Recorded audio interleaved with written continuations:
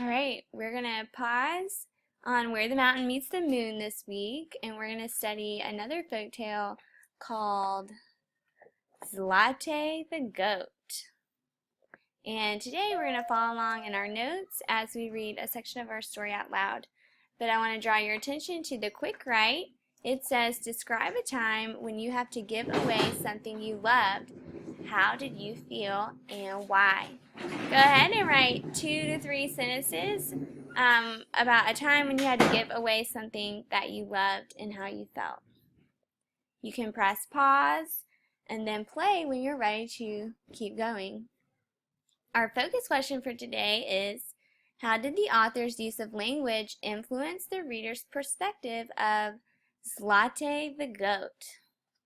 So we're really going to be focusing on the words that the author uses to describe the character, setting, problem, and solution. Before we get started, we want to preview these vocabulary words. The first one is hesitation, the act of pausing or hesitating before saying or doing something. And that matches this picture down here. This person is unsure about which direction to go, so they're stopping and they're thinking about it, so they're hesitating. The next one is good-natured. It means kind, friendly, or patient. This last picture is a picture of someone being good-natured because they're helping their friend put on a band-aid. Please don't help your friends put on band-aids though, unless you have on rubber gloves. Great. Third one is Hanukkah. That's a Jewish festival that lasts 8 days. It also happens around Christmas time, but it's to commemorate the rededication of the temple a really long time ago after it was destroyed by the Syrians. And these candles stay lit for 8 days. So it's pretty much a miracle. All right, let's turn our text to the first page. If you look up here where it says build background knowledge, you'll get some more information about the setting or the time period that our story takes place. It says, Zlate the Goat takes place around Hanukkah, a Jewish religious festival usually observed in December. Hanukkah is an 8-day-long celebration of the rededication of the temple in Jerusalem in 165 BC.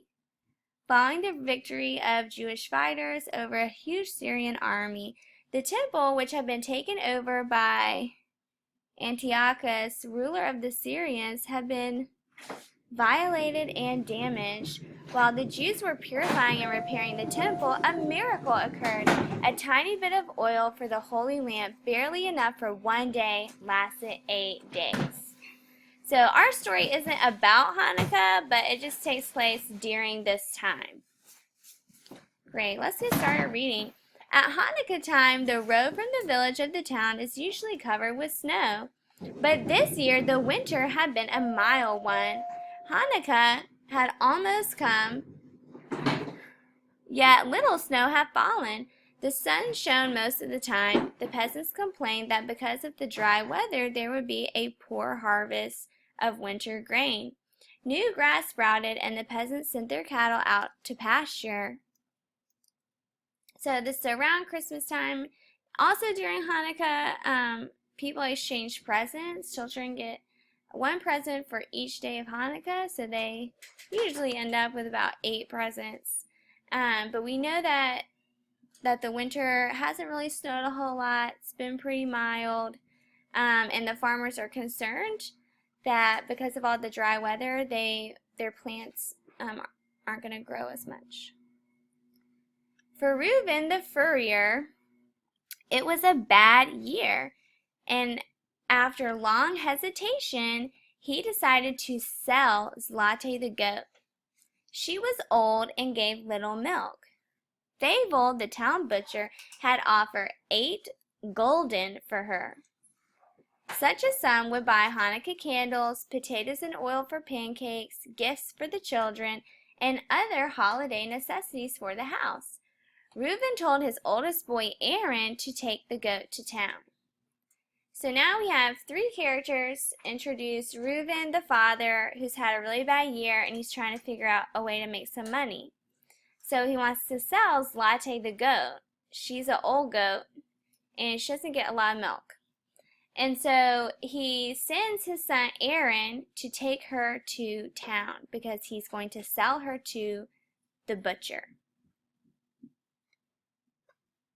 Aaron understood what taking the goat to Fable meant, but he had to obey his father. So if you're collecting evidence about Aaron, which you should be, I would underline that part that said, but he had to obey his father. That tells us that even though he doesn't want to take the goat to town, he's going to, but because he wants to obey his father. On the other hand, we learned that Zlate is an old goat who gives little milk. But in this paragraph, we're going to find out a little bit more about her. Leah, the mother, wiped the tears from her eyes when she heard the news. Aaron's younger sisters, Anna and Miriam, cried loudly. Aaron put on his quilted jacket and a cap with ear muffs, bound a rope around Zlate's neck, and took along 2 slices of bread with cheese to eat on the road. Aaron was supposed to deliver the goat by evening, spend the night at the butcher's, and return the next day with the money. In this paragraph, I learned that Aaron's family is really sad that Aaron has to take the goat to the butcher. So that lets me know that Zlate is just kind of like a pet that the family cares about, and they don't want to see her killed by the butcher. Go ahead and fill in your character descriptions for Aaron and Zlate in box 1. Press pause to write down your answer, and then press play when you're ready for box 2. Box 2 asks us about the setting. According to the text, where are Aaron and Zlate? Why are Aaron and Zlate at this place? How did they get there? Well, we know Aaron and Zlate are on their way to town. It's during Hanukkah or in the winter. And they're going there because Aaron is selling Zlate to the butcher. Press pause to write down your answer in box 2, and then play when you're ready for box 3. Now we're going to start looking for our problem. While the family said goodbye to the goat and Aaron placed the rope around her neck, Zlate stood as patiently and good-naturedly as ever. She licked Reuben's hand. She shook her small white beard. Zlate trusted human beings. She knew that they always fed her and never did her any harm. This gives us some more information about Zlate. We know that she's patient, she's good-natured, and she trusts human beings. We can add that to box 1. Press pause to add on to your information about Zlate and play when you are ready. When Aaron brought her out on the road to town, she seemed somewhat astonished. She had never been led in that direction before. She looked back at him questioningly as if to say, "Where are you taking me?" But after a while she seemed to come to the conclusion that a goat shouldn't ask questions. Still, the road was different. They passed few fields, pastures, and huts with thatched roofs. Here and there a dog barked and came running after them, but Aaron chased it away with his stick. So this lets me know that Aaron is pretty responsible. He's taking this job to take Zlate to town very seriously, so I can add that information to his character as well. Press pause if you need to fill in more details for character in box 1 about Aaron, and then play when you're ready. The sun was shining when Aaron left the village. Suddenly the weather changed. A large black cloud with a bluish center appeared in the east and spread itself rapidly over the sky. A cold wind blew with it. The crows flew low, croaking. At first it looked as if it would rain, but instead it began to hail as in summer. It was early in the day, but it became dark as dusk. After a while the hail turned to snow.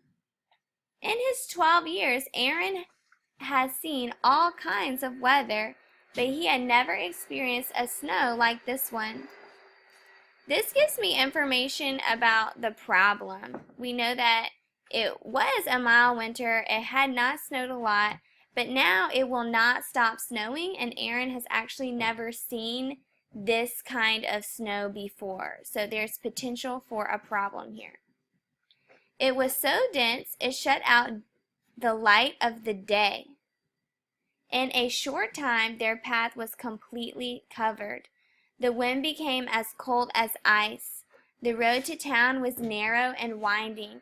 Aaron no longer knew where he was. He could not see through the snow.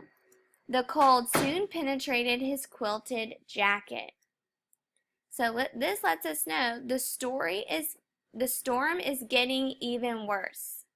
So in the problem, we know Aaron and Zlate have encountered a fierce snowstorm on their way to town. Press pause to write that in box 3 and press play when you're ready at the top of the page. At first, Latte didn't seem to mind the change in weather. She too was 12 years old and knew what winter meant. But when her legs sank deeper and deeper into the snow, she began to turn her head and look at Aaron in wonderment. Her wild eyes seemed to ask, "Why are we out in such a storm?" Aaron hoped that a peasant would come along with his cart, but no one passed by. Wow, it seems like Zlate asks a lot of questions. It seems that she keeps asking these questions in her mind to Aaron, like, "What are you doing? What are you doing?" Seems like that's a pattern that the author's trying to tell us about. The snow grew thicker, falling to the ground in large whirling flakes. Beneath it, Aaron's boots touched the softness of a plowed field. He realized he was no longer on the road. He had gone astray. He could no longer figure out which was east or west, which way was the village, the town. The wind whistled, howled, whirled the snow about in eddies. It looked as if white imps were playing tag on the fields. A white dust rose above the ground. Zlate stopped. She could walk no longer. Stubbornly, she anchored her cleft hooves in the earth and bleated as if pleading to be taken home.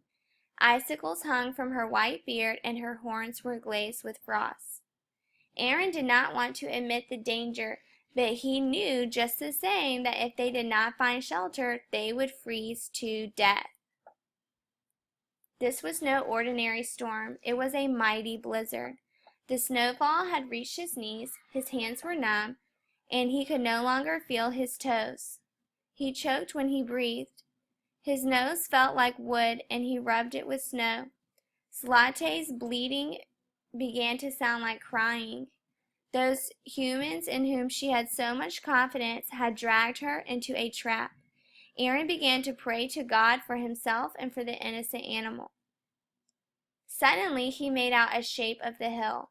He wondered what it could be. Who had piled snow into such a huge heap? He moved toward it, dragging Zlate after him. When he came near it, he realized it was a large haystack which snow had blanketed. Let's pause here. In box 4 it says, how does Aaron respond to the problem? Well, up here it says that he knew if he didn't find shelter, he would freeze to death. And it seems like he has found some shelter in this haystack. And so he responds by thinking he needs to find shelter, and then he goes out and finds a haystack for shelter. Press pause to write that down and play when you're ready. For Zlate, how does Zlate respond? Well, Zlate keeps questioning Aaron. She feels unsafe. And then over here it says her bleeding turned to crying. And she felt like Aaron had dragged her into a trap. So she responds by losing her confidence in Aaron. When you're finished writing down your notes, I want you to write a paragraph about how the author reveals the problem in the text. What details let you know there's a problem? Ready, set, go.